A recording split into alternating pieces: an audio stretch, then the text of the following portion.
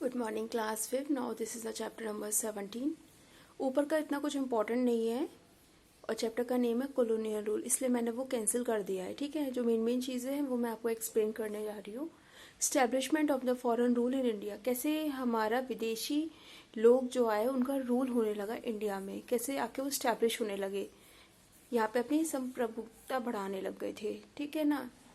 तो ये जो पिक्चर्स आप लोग देख रहे हैं वास्को डी गामा की पिक्चर है। ठीक है ना।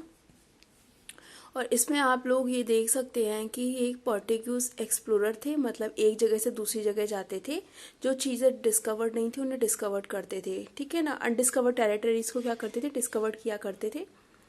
तो इन्होंने भी एक नया रूट निकाला था इंडिया के लिए। ठीक है ना। और कैलीकट जाके पहुंच गए थे, कैलीकट पहुंच गए थे। ठीक है ना। 1498 में जो पोर्टुगीज थे वो सबसे पहले यूरोपियंस थे जो इंडिया में आए थे, और इन्होंने क्या सोचा, बिजनेस करने का सोचा। उसके बाद फिर इन्होंने ट्रेडिंग सेंटर्स बनाए, कैलीकट, कोचिन, कैनोर, और इन्होंने जो मेन आइटम ट्रेडिंग के लिए रखे वो इस मसाले, सिल्क और गोल्ड रखा।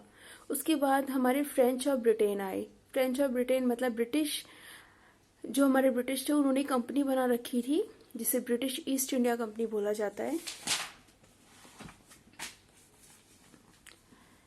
ठीक है ना। उसके बाद जो कंपनी थी वो परमिशन लेती थी हमारे मुगल एम्परर जहांगीर से। ठीक है ना। ट्रेडिंग सेंटर को सेटअप करने के लिए परमिशन लिया था, जो कि मुंबई में थे उस टाइम पर और मद्रास में थे। ठीक है। जो फ्रेंच थे उन्होंने French east India company setup कर ली थी। जो स्टैब्लिशमेंट था वो ऑर्डिनरी ब्लॉक के अंदर था, चंद्रानगर में, जो कि बंगाल में था, और पौंडीचेरी हमारा चेन्नई के पास में था। उसके अलावा बैटल हो गया था, लड़ाई हो गई थी फ्रेंच और ब्रिटिशर्स के बीच में। जो ब्रिटिशर्स थे फाइनली उन्होंने हरा दिया था हमारे फ्रेंच के विदेशियों को, और फ्रेंच को बोल दिया था कि अब तो तुम हार चुके हो, अब तुम पौंडीचेरी में ही रहोगे, इससे आगे नहीं बढ़ोगे। तो उसके बाद वो वहीं पर ही सिमट के रह गए थे। उसके बाद starting of the British rule in India, British rule का कैसे स्टार्टिंग हुआ इंडिया में। जो ब्रिटिश थे वो काफ़ी एम्बिशियस थे, जो सोचते थे, जो करते थे उसे करके ही रहते थे, हर चीज़ को पाना चाहते थे और वो पाते थे। ठीक है ना। उन्होंने सबसे पहले कंट्रोल किया बंगाल पर। ठीक है। इन्होंने सबसे पहले जो कंट्रोल किया वो किया बंगाल पर, वहाँ पे अपनी फैक्ट्री सेटअप करी। ठीक है ना। और फैक्ट्री सेटअप करने के साथ ही इन्होंने वहाँ पे आर्मी लगा दी। जो नवाब थे बंगाल के, सिराजुद्दौला, उन्होंने ऑर्डर दिया कंपनी को कि आप यहाँ से अपनी आर्मी लगा, बिजनेस करने के लिए आए हैं या फिर आर्मी लगाने के लिए। तो वो लोग नहीं माने और उन्होंने बैटल ऑफ प्लासी कर दिया। लड़ाई हुई इन दोनों के बीच में 1757 में। जो ब्रिटिश की जो आर्मी थी उसमें जो रॉबर्ट क्लाइव थे उन्होंने बैटल को जीता। उसके बाद यहाँ से हमारे जो ब्रिटिशर्स थे उसकी बिगनिंग हो गई थी। ठीक है ना, जीतने की। उसके बाद फिर बैटल ऑफ बक्सर 1764 में हुआ, उसमें भी ये लोग जीत गए थे, ब्रिटिश ईस्ट इंडिया कंपनी। इसके अलावा हमारा इन्होंने रूल किया बंगाल में। इसके अलावा उन्होंने दोबारा पीछे मुड़ के नहीं देखा, फिर वो जीतते ही चले गए। 1764 से लेकर 1857 तक ब्रिटिश ईस्ट इंडिया कंपनी ने अच्छे से सारी जगह पर इंडिया पे कंट्रोल कर लिया था, कब्जा कर लिया था। उन्होंने बहुत सारे बैटल्स लड़े, लेकिन इंडिया किसी में भी जीत नहीं पाया और इंडिया पूरी तरह से इनके जाल में फंस चुका था। सब्सिडरी अलायंस का मतलब था कि यहाँ पे कुछ पॉलिसीज़ थी, जो पॉलिसीज़ ब्रिटिशर्स यहाँ पे बताएंगे इंडियंस को, और उनको उन पॉलिसीज़ को फॉलो करना पड़ेगा। जो डरॉल वेलेसे थे, इन्होंने इंट्रोड्यूस किया था सब्सिडरी अलायंस को। ये एक अलायंस थी, एक मतलब लॉ टाइप का था, जिसमें ये था कि अगर कोई राजा, उसमें कंडीशन होती थी राजा के लिए। ठीक है। जो ब्रिटिश ईस्ट इंडिया कंपनी ने उस राजा को बोल रखा था कि अगर आप हमें सपोर्ट करते हैं तो हम आपको आपकी जो खुद के दुश्मन हैं उनसे भी बचाएंगे, आपके जो इंडिया के अंदर है, और आपके जो बाहर के दुश्मन है, मतलब इंडिया से बाहर जो भी दुश्मन है, जैसे ये पोर्टुगीज हुए, फ्रेंचीज हुए, हम इनसे भी आपकी रक्षा करेंगे, लेकिन उसके लिए आपको कुछ हमारी बातों का ध्यान रखना पड़ेगा, आपको हमारी शर्तें माननी पड़ेंगी। तो इन्होंने उनको मना लिया था। उसके बाद जो कंडीशंस थी वो ये थी कि ये ब्रिटिशर्स के बिना क्या नहीं कर सकते, लड़ाई नहीं कर सकते, ठीक है ना। ब्रिटिशर्स के बिना लड़ाई नहीं कर पाएंगे ये, और ब्रिटिशर की आर्मी इनके महल में रहेगी और इनको सैलरी देनी पड़ेगी, ठीक है ना। और बिना ब्रिटिशर्स की परमिशन से ये लड़ाई नहीं कर पाएंगे कभी भी। इनको कभी भी लड़ाई करना तो ब्रिटिशर से परमिशन लेना पड़ेगा, तभी करेंगे, ठीक है ना। ये सारे रूल्स जो थे एक्सेप्ट कर लिए गए थे, लेकिन बाद में इन लोगों को अपनी गलती का एहसास हो चुका था कि हमने जो भी ये बातें तो मान ली, लेकिन हमने बहुत गलत किया है, ठीक है ना। हम इनके जाल में फंस चुके हैं। Doctrine of lapse, doctrine of Lord Dalhousie, इन जो कि ब्रिटिशर्स के थे, इन्होंने क्या किया, बहुत सारी स्टेट्स पे कब्जा किया। और इस रूल का मतलब ये था कि अगर कोई राजा उसकी खुद की संतान नहीं है और वो मर जाता है तो उसका राज्य पार्ट ब्रिटिश गवर्नमेंट को ट्रांसफर हो जाएगा, ठीक है ना। और वो कोई भी बच्चा क्या नहीं कर पाएंगे, अडॉप्ट नहीं कर पाएंगे। ये बहुत सारी जगह, मतलब बहुत सारी जो हमारी स्टेट्स थी और या हमारी सिटीज़ थी उनके साथ हो रहा था, जैसे झांसी, नागपुर, सतारा, इन लोगों ने काफ़ी विरोध किया डॉक्टर ऑफ लैब्स का।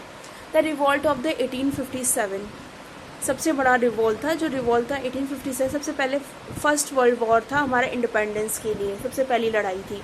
इसमें सारे सेक्शंस के जो इंडियंस थे सोसाइटी, वो बिल्कुल ही खुश नहीं थे, बिल्कुल भी खुश नहीं थे ब्रिटिशर्स से, क्योंकि ब्रिटिशर ने इनको रिजिड कर दिया था, इनको हर तरह से कंट्रोल करना चाहते थे, ठीक है ना। जो राजा वगैरह थे वो बिल्कुल भी खुश नहीं, क्योंकि उनकी गद्दी जा चुकी थी, उनका किंगडम पूरा छूटा जा रहा था।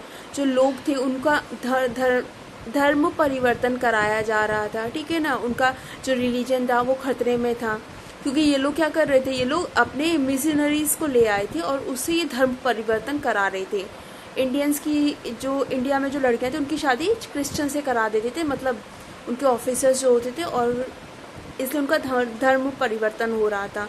जो फार्मर्स थे वो भी खुश नहीं थे, क्योंकि उनको हाई टैक्सेस पे करने पड़ते थे, और वो कॉटन और इंडिगो नील होती है, उसके अलावा ये कुछ नहीं उगा सकते थे। जो ट्रेडर बिजनेसमैन थे वो भी बिल्कुल भी खुश नहीं थे, क्योंकि उनको ट्रेडिंग के लिए और सामान बनाने के लिए परमिशन थी ही नहीं, उनके पास चॉइसेस ही नहीं थी। और इंडिया के जो सोल्जर्स थे, ठीक है, उनके लिए भी काफ़ी ज़्यादा प्रॉब्लम थी, क्योंकि उनको जो न्यू राइफल्स दी गई वो एनफील्ड थी। मतलब उसमें क्या होता था कि उसमें मांस लगता था काऊ का या फिर सुअर का, ठीक है ना। और वो लोग धार्मिक हुआ करते थे, तो अब उस गन में क्या था कि वो जो राइफल है उसमें मतलब फंसाने के बाद अपने दांत से खींचना पड़ता था चलाने के लिए, चलाने से पहले, ठीक है ना। तो वो अपना धर्म भ्रष्ट कर रहे थे, तो उन्होंने सोचा कि हम इन सारी चीज़ों को छोड़ देते हैं। फिर उन्होंने एक नया रिवॉल्ट स्टार्ट किया, मतलब ये रिवॉल्ट स्टार्ट हुआ हमारा मेरठ से, यूपी से। उसके बाद ये काफ़ी सारे शहरों में पहुंचा, ठीक है ना, काफ़ी सारे शहरों में पहुंचा, और इन्होंने ब्रिटिशर्स को काफ़ी अच्छी मात दी थी, ठीक है। उसके बाद हमारे मेन हीरो, रिवॉल्ट के मेन हीरो जो थे वो थे हमारे रानी लक्ष्मीबाई, जो कि झांसी की थी, Nana Saheb, Tatya Tope, Kunwar Singh, Begum Hazrat Mahal, Rao Tularam, hundreds of others, जिन्होंने हमारे ब्रिटिशर्स के अगेंस्ट क्या की, लड़ाई करी। बहुत सारे फ्रीडम फाइटर्स थे हमारे।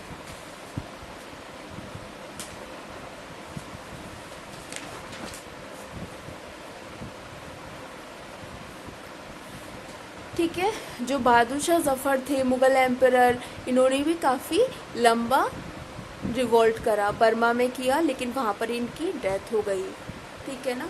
उसके बाद कॉसेस द डिफीट, वही किस वजह से हार रहे थे, ठीक है ना। जो रिवॉल्ट था वो पहली बात अच्छे से ऑर्गेनाइज नहीं था, अच्छे से सारी जगह फैला नहीं थे, इंडिया के और भी पार्ट्स थे वहाँ पर ये फैला नहीं था। बहादुर शाह जफर थे, उन्होंने प्रूव किया, कर दिया था कि वो बहुत ही कमज़ोर लीडर हैं, ठीक है ना। लोग यहाँ पे लड़ नहीं पा रहे थे, क्योंकि उनके पास लड़ने के लिए प्रॉपर प्लानिंग नहीं थी, कोई ताकत नहीं थी, कोई भी चीज़ नहीं थी उनके पास, ना ही उनके पास पैसा था, ना ही उनके पास हथियार थे जिससे कि वो लड़ पाते।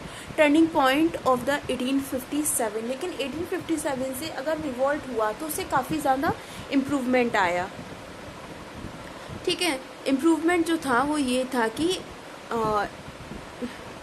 हमारी जो इंडिया की हिस्ट्री थी वो हमारी काफ़ी ज़्यादा बदल गई ब्रिटिश ईस्ट इंडिया कंपनी को लेकर, क्योंकि एक दिन आकर ये हमारी ख़त्म हुई इंडिया में ही, ठीक है ना। फिर उसके बाद इंडिया का डायरेक्ट कंट्रोल आ गया था,